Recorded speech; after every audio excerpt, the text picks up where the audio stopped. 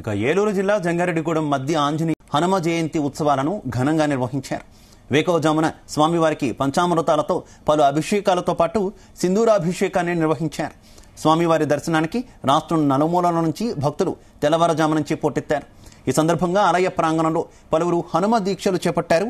స్వామివారిని Eluru YCP parliament అభ్యర్థి కారమూరి సునీల్ యాదవ్ తదితరులు దర్శించుకున్నారు. ఆలయ ప్రాంగణంలో 108 ప్రదక్షిణ చేస్తూ భక్తులు తమ మొక్కులు తీర్చుకున్నారు.